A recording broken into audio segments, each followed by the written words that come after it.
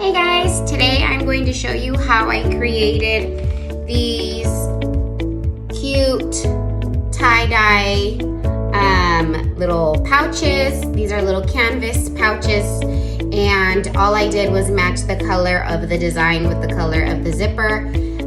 This one says, I am unable to quit as I am currently too legit.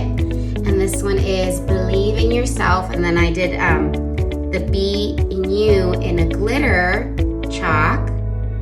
I don't know if you can see that on the video, but it's glittery. So I started off with the plain canvas pouch like this, and then I started chalking my design on. So I'm almost done with this one. I'm gonna go ahead and finish. I am using currant jam. I am using raspberry sorbet. Currant jam is a little bit darker purple. This one is raspberry sorbet, if you like this color. We are going to do cute but crazy on this one. So I'm gonna fit in my crazy.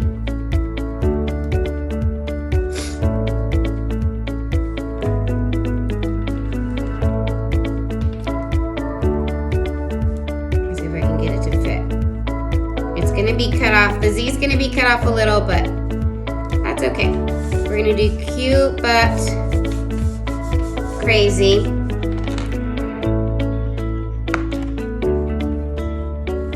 And I'm just putting the chalk over my design.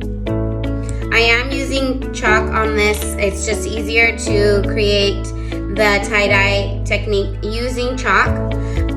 And plus, I don't think these canvas pouches are ever gonna need to go in the washer, so it's okay to use chalk on fabric if it's something you're not going to wash. It's perfectly fine. So now I'm lifting, and there it is. So there is my cute but crazy. I'm sorry if it's backwards. So once you have this, you wanna let it dry completely.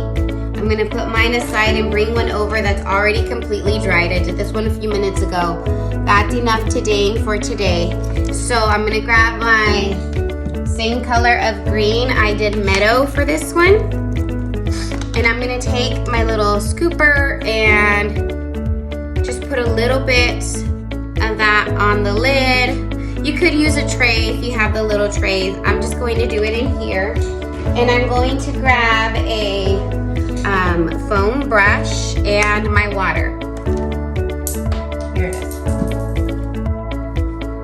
So I'm going to add water to the chalk in my lid and just get that all in my brush, just like that. Okay, now it's all in here.